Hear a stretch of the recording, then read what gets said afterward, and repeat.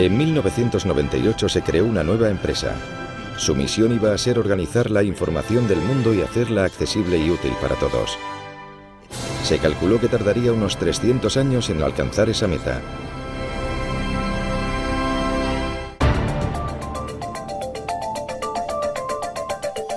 Dentro de Google.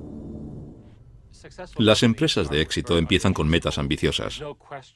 Y no cabe duda de que la meta de Google de organizar toda la información del mundo de manera útil era ambiciosa.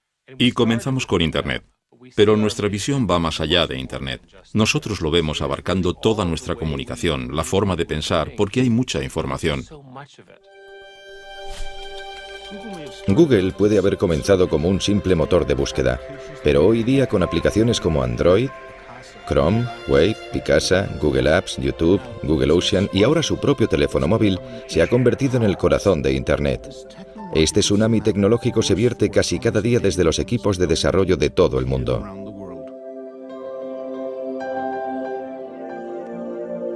En el proceso, Google se ha convertido en la aspiradora global de los datos digitales.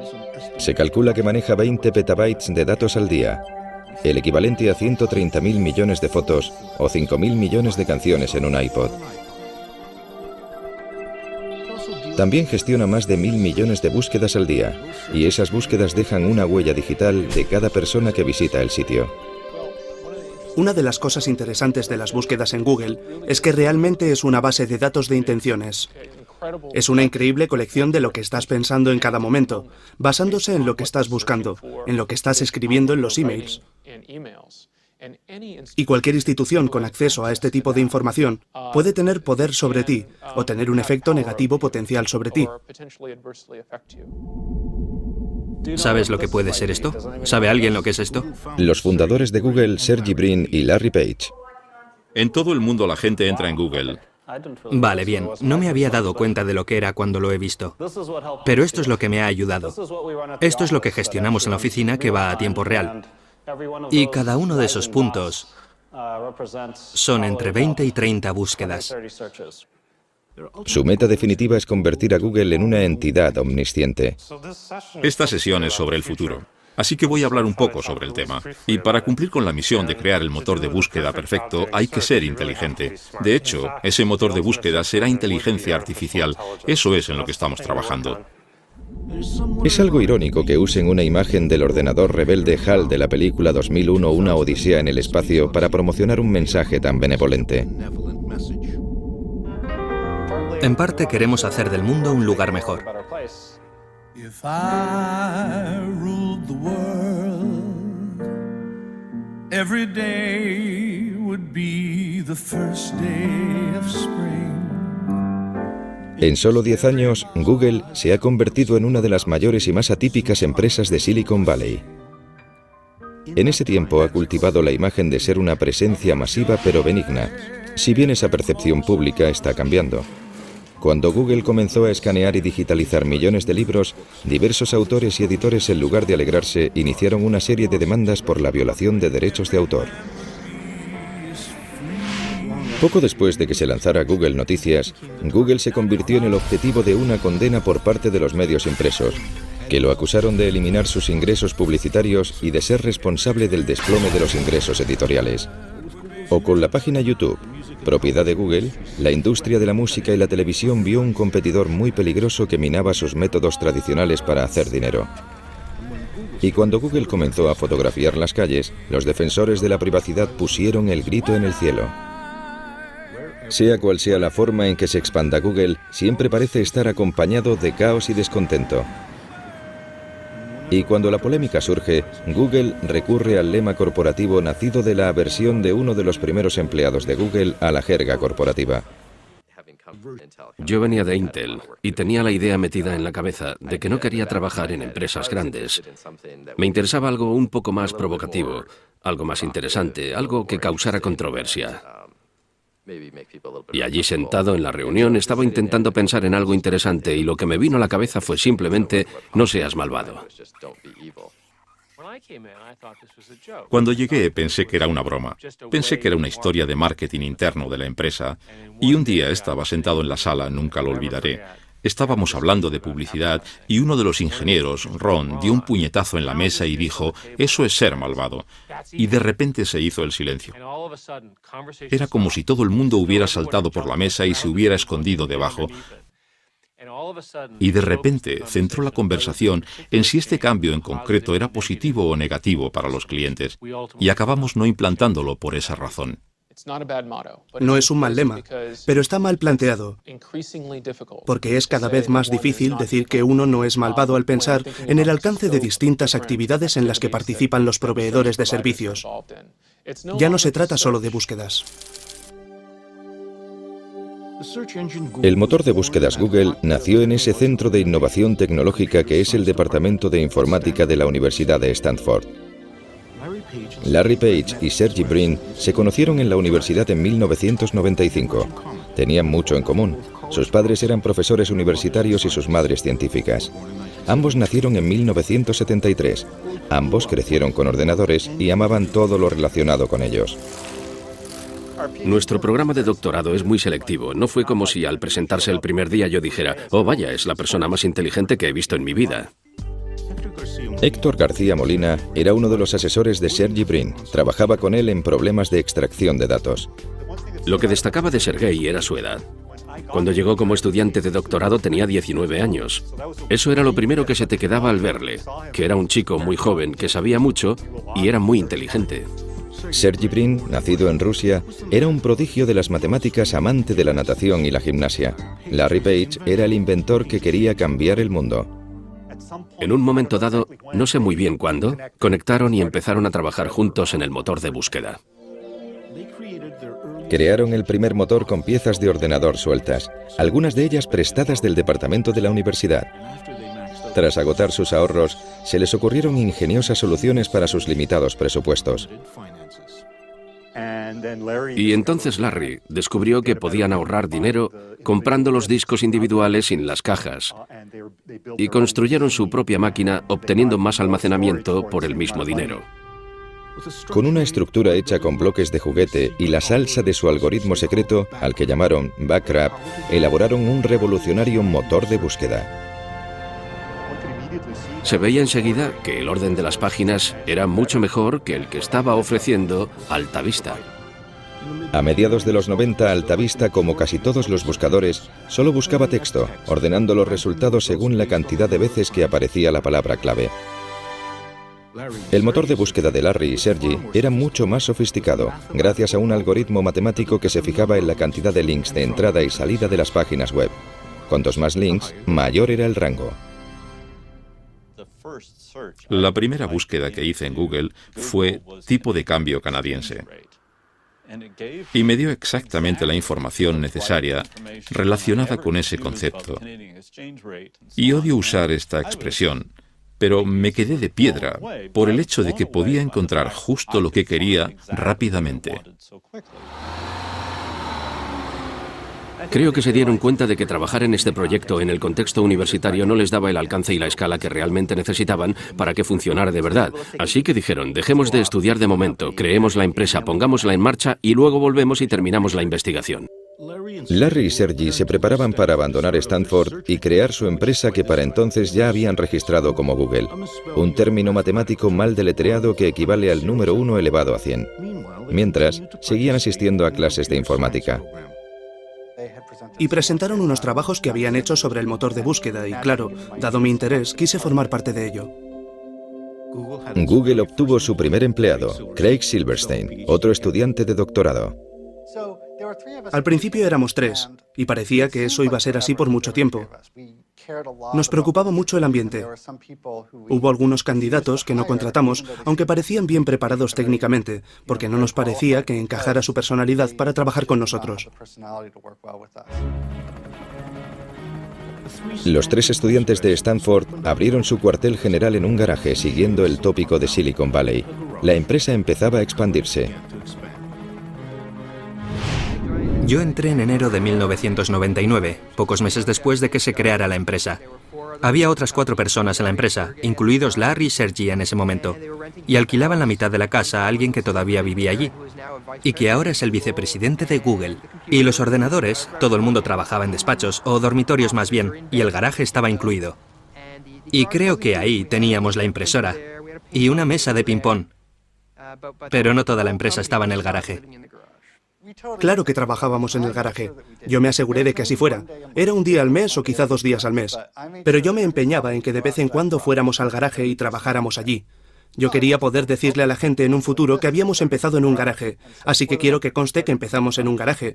Solo que el garaje lindaba con una casa que tenía habitaciones. Cuando Google creció demasiado para el garaje, se trasladó su cuartel general a un espacio de oficinas normal en el centro de Palo Alto. En esa época estábamos en Palo Alto. Era como una ciudad-restaurante. Mi meta era ir a uno distinto cada noche. Cenábamos por ahí casi siempre. Y lo cierto es que también comíamos al mediodía fuera. La empresa se expandía rápidamente y pronto se trasladaron de nuevo, pero esta vez tenían menos restaurantes alrededor. Larry y Sergey decidieron que sería más eficaz y rentable tener su propia cocina con su propio chef. El elegido tenía un currículum en el que constaba haber sido el cocinero del grupo Grateful Dead. Al principio me ofrecieron acciones. Yo estaba muy reacio. Hablé con mi padre del tema. Oye, papá, hay unos tipos que quieren que les dé dinero por acciones. Una empresa privada. Y me dijo, es un timo, no les creas. No les des ni un céntimo. Al contrario que otros motores de búsqueda, la página de inicio de Google era limpia y eficaz, sin molestos anuncios de publicidad. Larry Page y Sergey Brin vieron cómo su motor de búsqueda Google se hacía más y más popular, pero todavía no estaba dando dinero real, y no tenían un plan de negocios viable para que Google empezara a dar beneficios. Nuestros fundadores decidieron que íbamos a aguantar todo lo posible sin meter publicidad, pero creo que la idea brillante llegó cuando pensaron, ¿por qué no tenemos anuncios que sean simplemente texto y que no tengan imágenes móviles ni nada que distraiga? Basándose en la búsqueda, Google proporcionaría anuncios sencillos para que la gente hiciera clic sobre ellos. En octubre de 2000, Google se embarcó en un nuevo negocio, la publicidad online. Casi inmediatamente, el dinero de la publicidad comenzó a entrar a raudales, y la presión creció sobre Larry y Sergey por parte de sus inversores capitalistas. Querían un presidente experimentado que dirigiera la empresa. Larry y Sergey escogieron a un experimentado veterano del mundo tecnológico, Eric Smith. Había dirigido con éxito a la marca de software Novell y antes de eso había estado en Sun Microsystems. Pero quizá lo más importante para los fundadores era que compartía el perfil de ingeniero informático comprometido con una ambición empresarial. Google ha optado por la postura de que la creatividad se da en los empresarios individuales dentro de la empresa. A menudo tienen una idea, pero no tienen tiempo para desarrollarla. Así que inventamos un concepto llamado 20% de tiempo. Y el personal técnico de la empresa le animamos a que pase el 20% de su tiempo profesional con cosas que le parezcan interesantes a ellos, no a nosotros. El empleado número 23, Paul Bacate, creador del lema "No seas malvado", fue también el ingeniero que en un solo día inventó Gmail, un programa de correo electrónico interno para usuarios de Google.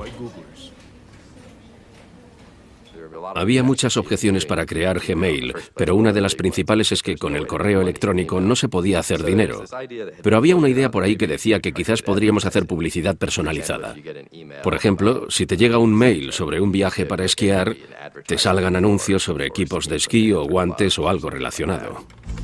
Decidió intentar escribir algo de código para ver si era posible que los ordenadores de Google escanearan los mensajes de Gmail y mostraran anuncios adecuados. Cuando llegué al día siguiente, la gente estaba muy exaltada con el tema. No todos para bien. Algunos lo consideraban una idea terrible. Lo que recuerdo de las reuniones, que fueron hace más de un año, es el constante debate sobre las características, si este tipo de publicidad funcionaría y todo eso. Al final decidimos intentarlo. Y de hecho, cuando lanzamos Gmail el 1 de abril, fue considerado en gran parte como una broma.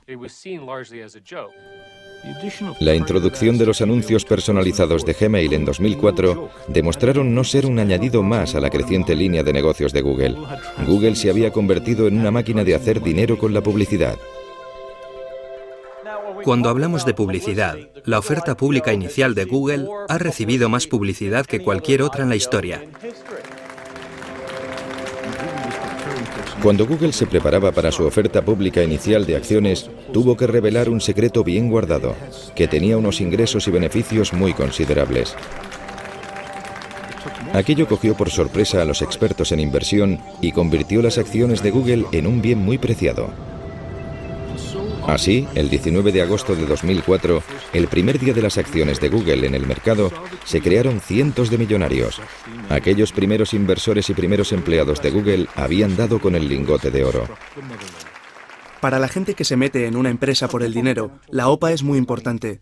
Cualquier estrategia de salida, que te compre otra persona, tener una oferta pública, lo que sea, es algo importante y hace que te replantees la vida porque has cumplido tu sueño. Me va bien. Estoy tranquilo. Soy lo que mucha gente consideraría rico. Me considero rico. Larry y Sergey estaban más allá de la riqueza. En apenas 6 años se convirtieron en multimillonarios. Su empresa, Google, se había convertido en uno de los mayores motores de búsqueda del mundo. Incluso había entrado en diccionarios como verbo. Google como herramienta tecnológica se había convertido en parte de la cultura popular. Y la percepción de los jóvenes de que la empresa era una mezcla de residencia universitaria con un paraíso friki hacía que recibieran más de 1 millón de solicitudes de trabajo al año. Vienes a Google y por primera vez te da la sensación real de que la gente sabe lo que hace y que saben más que yo. ¿Qué se siente al ser uno de los pocos elegidos para ser parte de Google?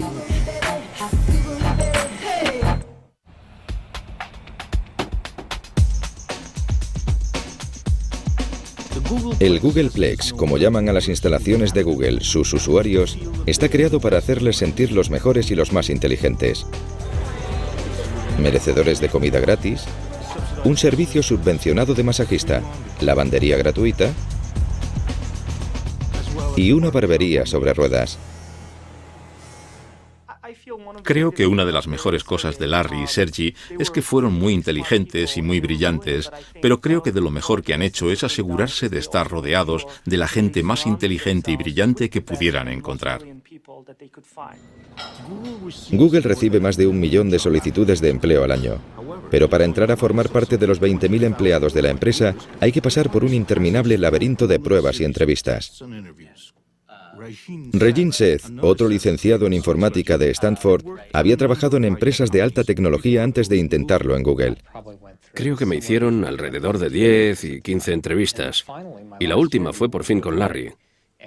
Así que un día vine y me senté en el despacho de Larry Page para tener una entrevista con él. Y me preguntó cosas difíciles. Yo no sabía cómo me había salido, pero al parecer le gusté lo bastante como para que me ofreciera un puesto. Entre los empleados más valorados de Google, justo por debajo de los ingenieros informáticos, están los APM, o Managers de Producto Asociados. En gran medida, Google contrata a asociados como yo, recién licenciados, para poder inculcarles de alguna manera, como a mí, la forma en la que Google quiere que se comporten. La mayoría son jóvenes, recién licenciados con un expediente académico increíble y se les da una gran cantidad de responsabilidad y autoridad nada más empezar su carrera. No estamos dando mucha prioridad a eso ahora mismo, porque no pensamos que vaya a poder sustituir a la página de inicio desde el primer día. En la cosecha más reciente de APMs hay un canadiense, Jeff Harris. El trabajo que estoy haciendo es de manager de producto asociado, diseñado para gente con una formación técnica, pero que en el día a día no tiene por qué trabajar con código. Mi trabajo al final es comunicarme con los ingenieros que sí trabajan con código constantemente y asegurarme de que todos ellos estén trabajando para el mismo fin. Acabo de cumplir los 22. Creo que la mayor sorpresa al trabajar en Google es ver lo abierto que es respecto a todo lo que hacemos. Puedo mirar en nuestra web interna y ver detalles de todos los proyectos, algo genial desde el punto de vista organizativo. Puede que Google sea transparente internamente, pero como muchas otras compañías técnicas de Silicon Valley, es muy sensible sobre lo que pueden informar los extraños. Tanto el código en las pantallas de los ordenadores como los garabatos de las pizarras que parecen estar por todas partes. Creemos que hay que tener pizarras por todas partes, porque eso fomenta la creatividad. Puedes dibujar cosas, comunicar ideas y trabajar con otras personas en esa idea. ¿Se puede publicar en programación el lanzamiento al mismo tiempo o...? Sí. Muchas veces la gente saca el teléfono, hace una foto de la pizarra y la envía por email. Eso acaba siendo parte de las notas de una reunión. Además de las pizarras y la comida gratis por todas partes, otra característica de las oficinas de Google es la ausencia de papel. Nosotros trabajamos en gran medida sin papel. Una de las cosas que hacemos aquí es dar portátiles a los empleados para que se los lleven a las reuniones. Las notas se toman electrónicamente para poder compartirlas automáticamente con la gente. Existe un apetito insaciable por lo nuevo y lo innovador que abarca un amplio espectro de tecnologías. Google siempre está al acecho. Obviamente no todo se inventa en Google. También tenemos equipos que buscan tecnología punta en empresas pequeñas que podamos elegir, comprar, que podrían aprovechar la infraestructura de Google. Con dinero y acciones de sobra, Google puede adquirir las empresas que más le interesen. Así fue como YouTube se convirtió en un producto de Google, así como Google Earth y Picasa, además de un procesador de textos llamado Writely. Writely era un procesador de textos online. Lo abrías como una página web y funcionaba como un Word. Google se fijó en él porque estaba consiguiendo fama. Google compró Writely y contrató a sus fundadores para que lo siguieran desarrollando. Mi experiencia ha sido como la de un niño haciendo barquitos de papel en un arroyo, algo muy divertido. Y de repente aparece un señor y le dice al niño, esto está muy bien. Toma este montón de planchas de acero y este ejército de soldadores y hazme un batallón de buques de guerra. Writely se ha introducido en Google Docs, un procesador que mueve datos del ordenador personal del usuario a los servidores de Google. Es un poco raro.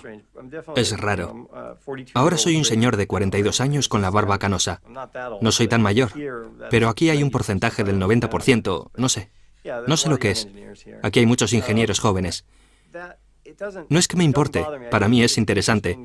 Creo que todo el mundo llega a un momento en su carrera en el que todo le parece obvio. Me gusta el ambiente técnico de la empresa. No me intimida. Soy un programador muy productivo y trabajador. Me encanta el código. Todos me temen. Así que no me molesta. No estaba aquí cuando lo fundaron, pero mi percepción del concepto de fundación en la empresa es que querían hacer cosas y ver las cosas desde el punto de vista de los ingenieros. Desde esa perspectiva, la eficacia quizás sea la directriz principal de un ingeniero.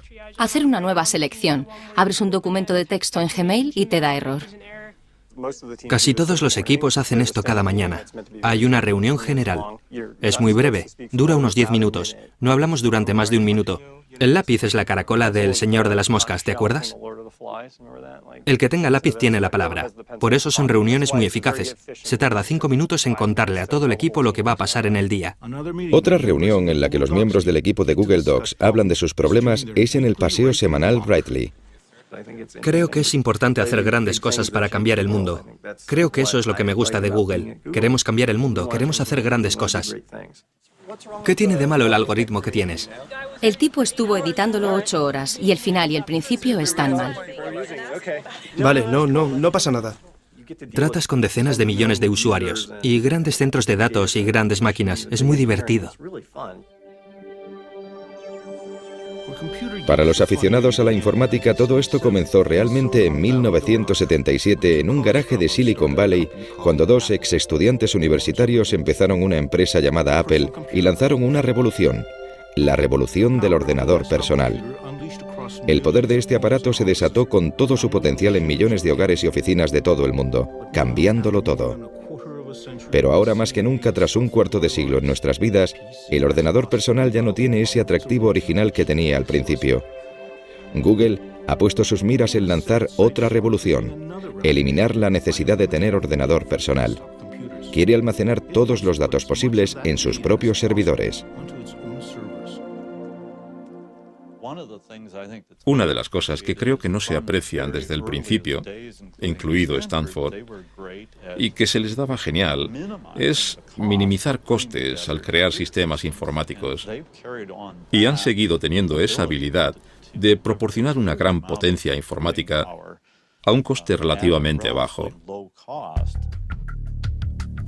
Desde el inicio, Google ha hecho que sea una prioridad fabricar lo más barato posible en materia de servidores y almacenamiento para gestionar las búsquedas de Internet.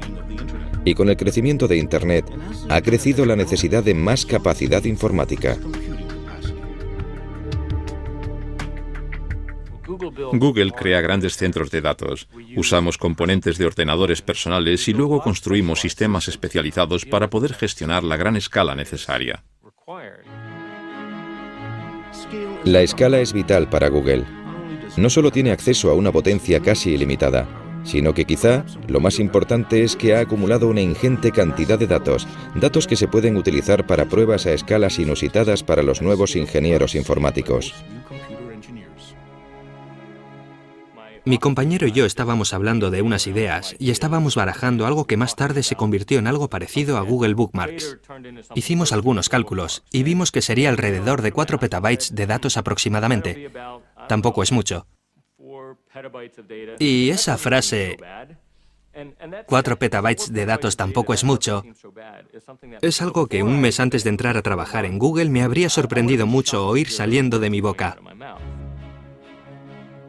Esos nada menos que 4 petabytes son el equivalente a 4 millones de gigabytes, cifras tan largas que es casi imposible para los mortales llegar a entenderlas.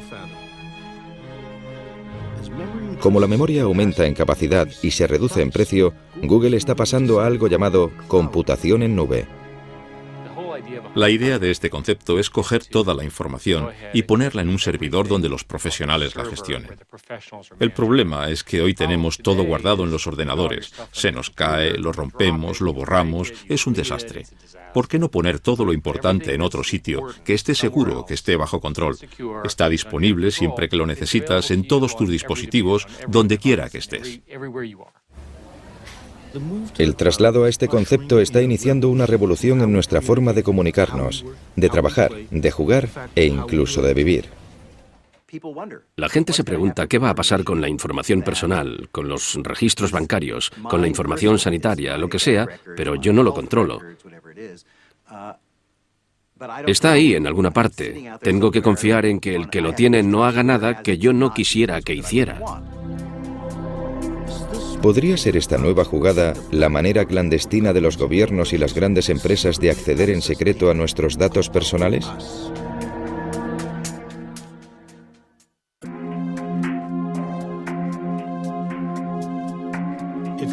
Si todos los datos digitales de todas las personas se almacenan en nubes, ¿dónde están estas nubes? Una de ellas ha bajado a la falda de las montañas Blue Ridge en Carolina del Norte. Esta zona fue el corazón de la fabricación de muebles de Estados Unidos. Pero en los 90, la mano de obra barata del extranjero acabó con el empleo, dejando una economía devastada y un gran exceso de electricidad.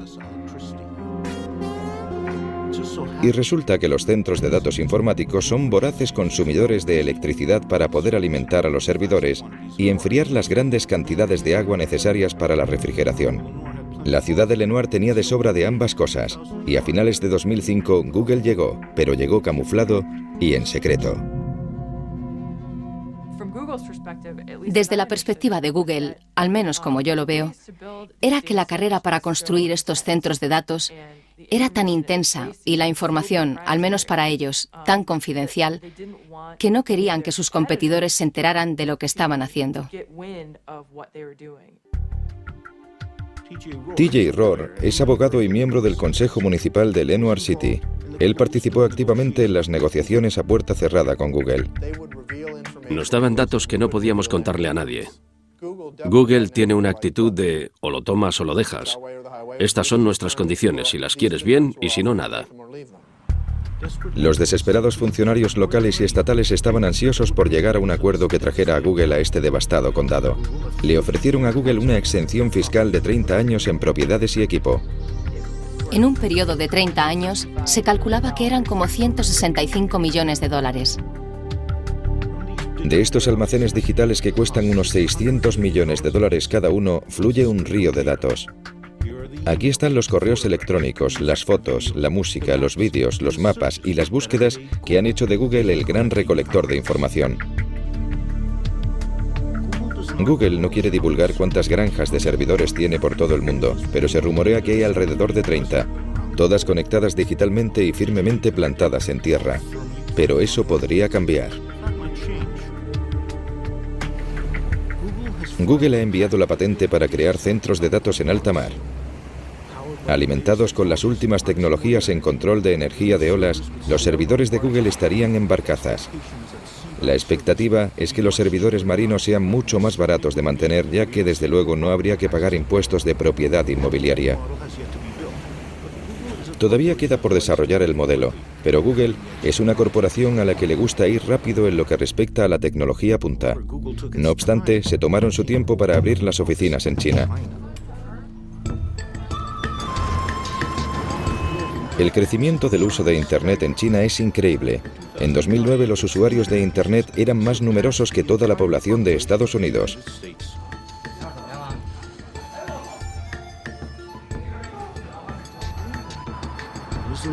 Es un mercado al alza muy complicado en gran medida por la censura gubernamental. Tardamos en entrar en China. Tardamos porque nos preocupaban sus leyes de protección de contenido. Para poder abrir las oficinas en China, Google tuvo que acceder a bloquear ciertas páginas web en sus resultados de búsqueda. El gobierno es quien decide quién atraviesa el cortafuegos chino. Para dirigir Google en China, consiguieron a Kai-Fu Lee, un alto ejecutivo de Microsoft que había estado al cargo de sus operaciones en China. En 2005, Kai-Fu Lee se encontró en el papel de Noogler o novato en Google. Cuando entré en Google, usé la palabra shock para describir lo que vi. Y creo que fue una combinación de cosas, una combinación de los valores de Google y lo joven y feliz que era la empresa. Mi meta es que el ambiente en la oficina de China sea lo más parecido posible al ambiente de Mountain View. Es imposible que sea exactamente igual, porque la cultura china y la americana son muy distintas. Nada separa más a estas culturas que los usuarios reales de Internet. El usuario medio en China tiene 25 años, mientras que en los Estados Unidos es de 42. La diferencia es sustancial y los patrones de uso son muy distintos. Los chinos son más jóvenes. Prefieren entretenimiento, juegos, música, vídeo. Hacen menos búsquedas y comercio electrónico. De la misma manera, cuando usan Internet, tienden a querer algo muy recargado y emocionante, en oposición a las interfaces más sencillas. Los cibercafés están repletos de jóvenes y muchos de ellos están aquí porque en casa les prohibirían jugar a estos juegos y ver estas películas. Lo que no parece estar prohibido ni aquí ni en casa es descargar música ilegalmente.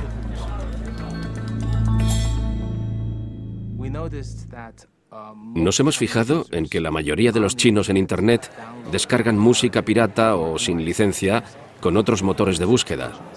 Y eso es un hábito, y creo que la mayoría se sienten con derecho a hacerlo.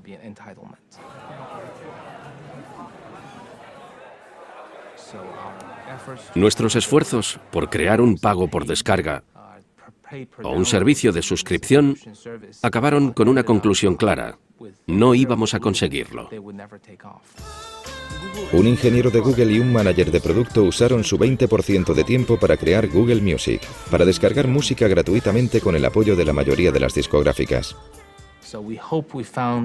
Esperamos que la fórmula no solo tenga éxito y sea popular, sino que sea rentable para las discográficas, para nuestro socio y para nosotros.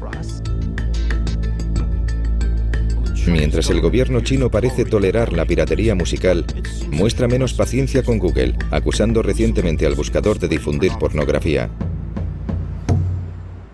Google está registrado en China, así que hemos de seguir sus leyes. Sean cuales sean.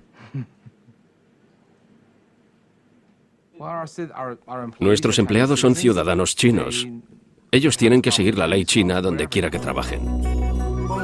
Seguir la ley china implica que las búsquedas en Google desde el interior de China de cosas como Falun Gong, independencia del Tíbet o plaza de Tiananmen daban resultados muy distintos a los que encontraríamos fuera de China.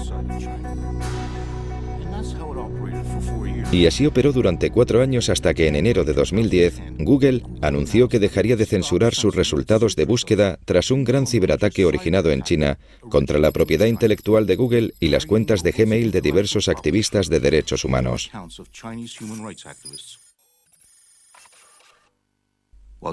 China insiste en que su ley ha de obedecerse, pero Google advirtió que si las discusiones con el gobierno chino para operar un buscador sin filtros no daban frutos, la empresa cerraría su sede en China.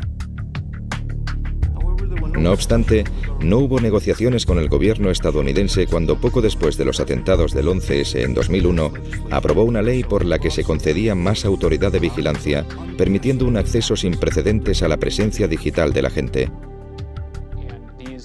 Y estos poderes son muy amplios ahora mismo.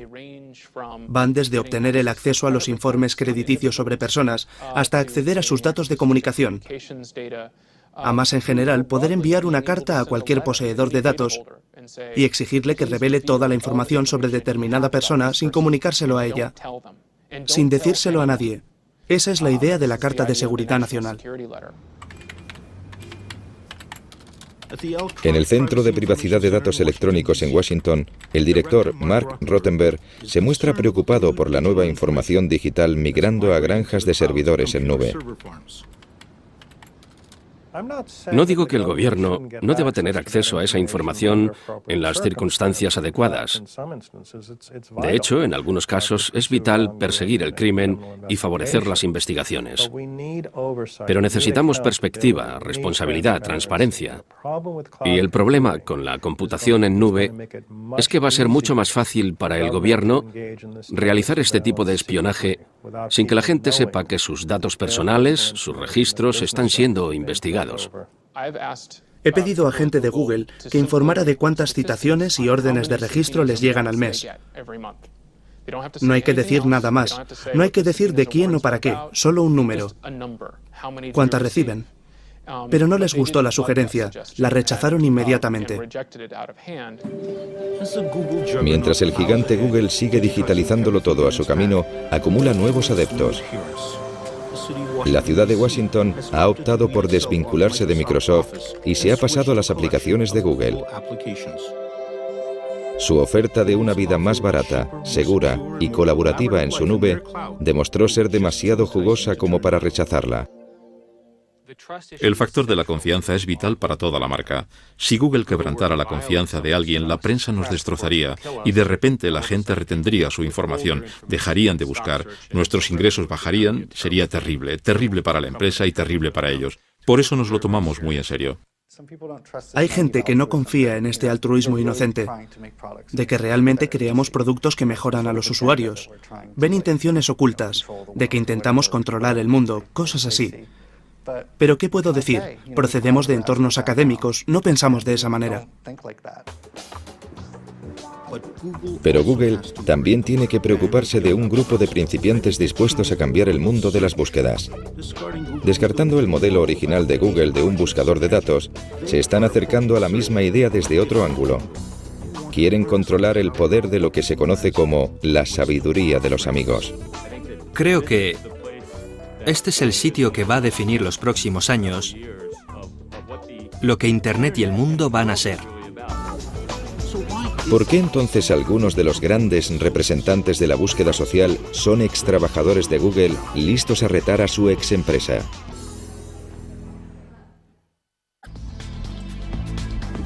Con casi 20.000 empleados por todo el mundo, Google comienza a ver a algunos de sus primeros trabajadores marcharse a lo que ellos ven como la siguiente etapa. En un barrio obrero de San Francisco, una empresa nueva de Internet tiene abundante ADN de Google. Varios de sus fundadores son extrabajadores de la empresa, pero su compañía AdWords quiere ir más allá de Google y transformar la búsqueda en sí. Nos gusta llamarlo búsqueda social. Es la idea de que estás buscando a la persona adecuada en cada momento. Y no es que quieras saber su biografía, es que quieres interactuar con ellos. Porque ellos saben algo que te puede ayudar en cada momento. A veces no está escrito como tal en una página web, pero alguien en alguna parte sabe la respuesta. Y todos tenemos redes sociales. Aardvark es simplemente una herramienta que te permite utilizarlas. No lejos de allí, en un centro industrial en Silicon Valley, hay otra empresa de redes sociales con su propia e impresionante lista de ex-Googles que incluye a Paul Bucket, el hombre que acuñó quizá atinadamente el famoso lema de Google, "No seas malvado". Su pequeña empresa llamada FriendFeed está desarrollando un servicio de redes sociales que comparte y guarda lo que los amigos escuchan, leen y comentan en Internet. Ninguno sabemos lo que va a pasar, pero en muchos aspectos eso es lo divertido de crear una empresa. En una gran empresa puedo predecir fácilmente lo que va a pasar al año que viene, pero al crear una empresa no sabes lo que va a pasar mañana. El año que viene podría ser un gran éxito o un gran fracaso. Google ha estado observando a FriendFeed para una posible adquisición, pero antes de que FriendFeed llegara a su segundo año, fue engullida por una red social llamada Facebook. Se cree que por $50 millones. Facebook, fundada por un exalumno de Harvard en 2004, ha experimentado un crecimiento explosivo y representa un gran reto para Google. Asimismo, atrae a un sorprendente número de ex-Googles. Creo que irme de Google y optar por venir a Facebook demuestra lo convencido que estoy de la importancia de la misión de Facebook. Facebook, junto con Twitter, son las redes sociales más populares del mundo y han comprendido que sus recomendaciones de amistad son una forma de búsqueda que nada tiene que ver con los fríos algoritmos de cálculo de Google. Para la mayoría de la gente fuera de la ingeniería, el mundo consiste en relaciones. Consiste en conectar con otros seres humanos, y en ese sentido Facebook realmente es el siguiente paso en la evolución de lo que realmente importa desde una perspectiva tecnológica. Google entró en las redes sociales con algo llamado Orkut, que si bien fue tremendamente popular en India y Sudamérica, no consiguió atraer a las masas en Europa y Norteamérica. Google no llegó a entrar en el negocio de las redes sociales y creo que en parte es por la personalidad de sus fundadores. Creo que son ingenieros y ya sabes, no es prioridad charlar con sus amigos, sino obtener información del mundo científico. Eso es lo que les importa. Creo que en cierto sentido tenían el prejuicio de que esto no era algo interesante, que no era importante. ¿Por qué iba a querer nadie perder el tiempo con eso? Y claro, el mundo ha adoptado Facebook y Twitter y todas esas cosas, y Google tiene los medios técnicos para hacerlo. Sí, podemos poner cosas como Twitter en Gmail, podemos poner Facebook en aplicaciones que tenemos Orkut, pero creo que realmente la empresa no quiere eso. No es la prioridad de la empresa, se trata de la información, de toda la información mundial. Google realmente opina que los datos van a aportarle un gran beneficio a la sociedad. La empresa opina de veras que va a encontrar la manera de hacer que los datos mejoren nuestras vidas, que las haga más fáciles, tomar mejores decisiones. Lo creen de verdad. Por ejemplo, con las tendencias de la gripe, opinan que al hacer seguimientos de búsquedas como tos y otros problemas médicos, van a detectar los brotes de gripe, van a poder mejorar las intervenciones sanitarias y así morirá menos gente. Cuando Google lanzó su OPA, Larry y Sergey escribieron personalmente una carta explicando sus aspiraciones futuras. Google no es una empresa convencional y no pretendemos serlo. La misión de Google es recoger todos los datos del mundo y hacerlos accesibles y útiles, y hacerlos en 300 años yendo más allá de la búsqueda en sitios de Internet, tanto fotografiando calles como digitalizando libros o convirtiendo dispositivos móviles en portales de Internet, o creando el mayor depósito de vídeo del planeta en su propia nube. Google sigue siendo un fenómeno tecnológico, pero su futuro está en algo bastante poco científico: la confianza. Eso es lo que hace que les demos nuestros datos para que los mantengan alejados de hackers y espías del gobierno. La confianza de que no van a dar mal uso a nuestra información y de que estará a la altura de su lema, "No seas malvado".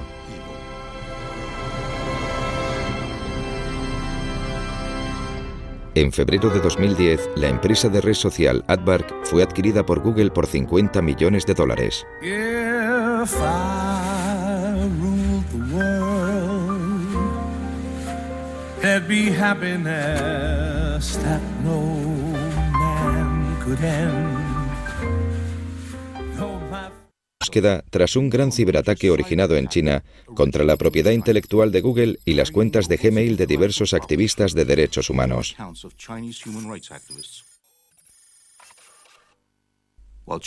China insiste en que su ley ha de obedecerse, pero Google advirtió que si las discusiones con el gobierno chino para operar un buscador sin filtros no daban frutos, la empresa cerraría su sede en China. No obstante, no hubo negociaciones con el gobierno estadounidense cuando poco después de los atentados del 11S en 2001, aprobó una ley por la que se concedía más autoridad de vigilancia, permitiendo un acceso sin precedentes a la presencia digital de la gente. Y estos poderes son muy amplios ahora mismo. Van desde obtener el acceso a los informes crediticios sobre personas hasta acceder a sus datos de comunicación. A más en general, poder enviar una carta a cualquier poseedor de datos y exigirle que revele toda la información sobre determinada persona sin comunicárselo a ella, sin decírselo a nadie. Esa es la idea de la Carta de Seguridad Nacional. En el Centro de Privacidad de Datos Electrónicos en Washington, el director Mark Rottenberg se muestra preocupado por la nueva información digital migrando a granjas de servidores en nube. No digo que el gobierno no deba tener acceso a esa información en las circunstancias adecuadas. De hecho, en algunos casos es vital perseguir el crimen y favorecer las investigaciones. Pero necesitamos perspectiva, responsabilidad, transparencia. Y el problema con la computación en nube es que va a ser mucho más fácil para el gobierno realizar este tipo de espionaje sin que la gente sepa que sus datos personales, sus registros, están siendo investigados. He pedido a gente de Google que informara de cuántas citaciones y órdenes de registro les llegan al mes. No hay que decir nada más. No hay que decir de quién o para qué, solo un número. ¿Cuántas reciben? Pero no les gustó la sugerencia, la rechazaron inmediatamente. Mientras el gigante Google sigue digitalizándolo todo a su camino, acumula nuevos adeptos. La ciudad de Washington ha optado por desvincularse de Microsoft y se ha pasado a las aplicaciones de Google. Su oferta de una vida más barata, segura y colaborativa en su nube demostró ser demasiado jugosa como para rechazarla. El factor de la confianza es vital para toda la marca. Si Google quebrantara la confianza de alguien, la prensa nos destrozaría y de repente la gente retendría su información, dejarían de buscar, nuestros ingresos bajarían, sería terrible, terrible para la empresa y terrible para ellos. Por eso nos lo tomamos muy en serio. Hay gente que no confía en este altruismo inocente, de que realmente creamos productos que mejoran a los usuarios. Ven intenciones ocultas, de que intentamos controlar el mundo, cosas así. Pero ¿qué puedo decir? Procedemos de entornos académicos, no pensamos de esa manera. Pero Google también tiene que preocuparse de un grupo de principiantes dispuestos a cambiar el mundo de las búsquedas. Descartando el modelo original de Google de un buscador de datos, se están acercando a la misma idea desde otro ángulo. Quieren controlar el poder de lo que se conoce como la sabiduría de los amigos. Creo que este es el sitio que va a definir los próximos años lo que Internet y el mundo van a ser. ¿Por qué entonces algunos de los grandes representantes de la búsqueda social son extrabajadores de Google listos a retar a su ex empresa?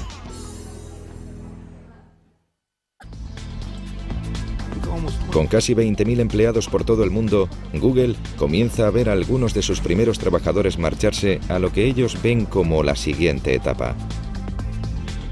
En un barrio obrero de San Francisco, una empresa nueva de Internet tiene abundante ADN de Google. Varios de sus fundadores son extrabajadores de la empresa, pero su compañía AdBark quiere ir más allá de Google y transformar la búsqueda en sí. Nos gusta llamarlo búsqueda social. Es la idea de que estás buscando a la persona adecuada en cada momento. Y no es que quieras saber su biografía, es que quieres interactuar con ellos, porque ellos saben algo que te puede ayudar en cada momento.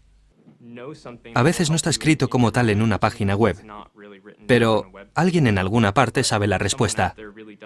Y todos tenemos redes sociales. AdBark es simplemente una herramienta que te permite utilizarlas.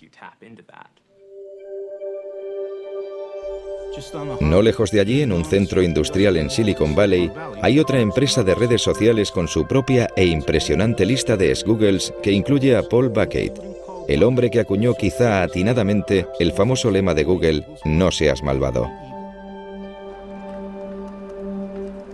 Su pequeña empresa llamada FriendFeed está desarrollando un servicio de redes sociales que comparte y guarda lo que los amigos escuchan, leen y comentan en Internet.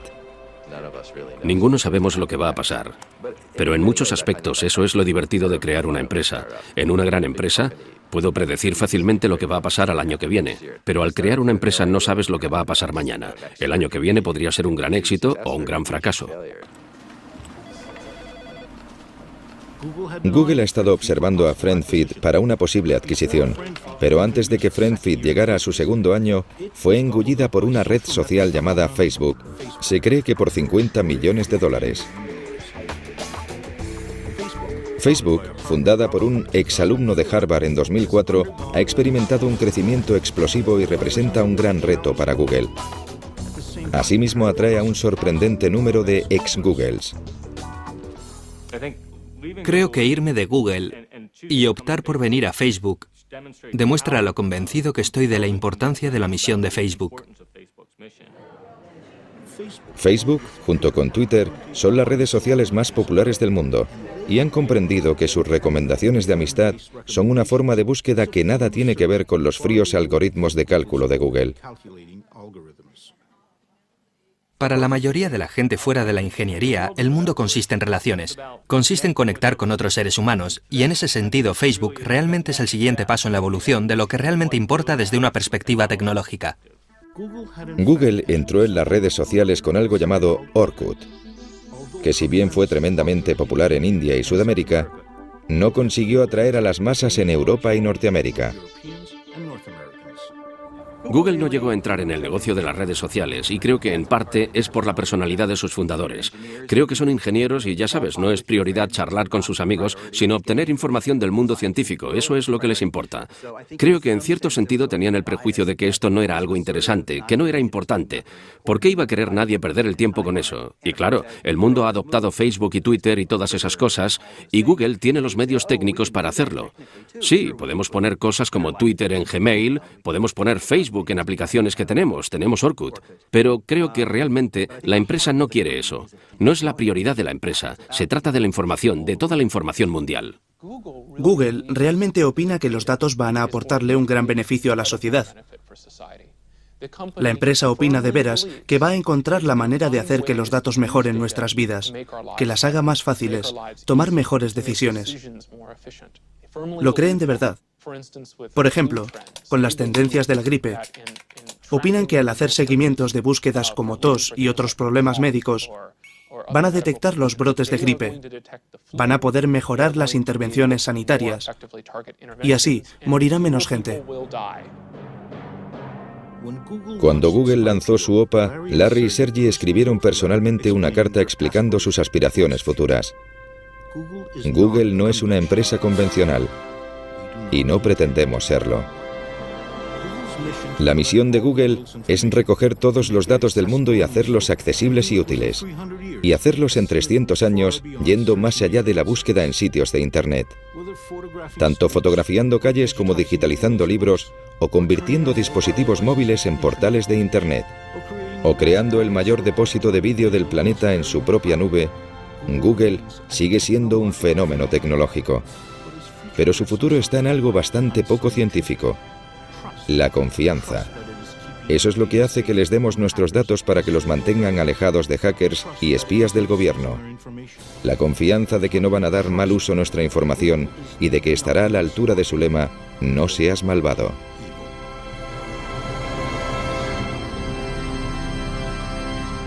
En febrero de 2010, la empresa de red social Adbark fue adquirida por Google por $50 millones. If I ruled the world, there'd be happiness that no man could end.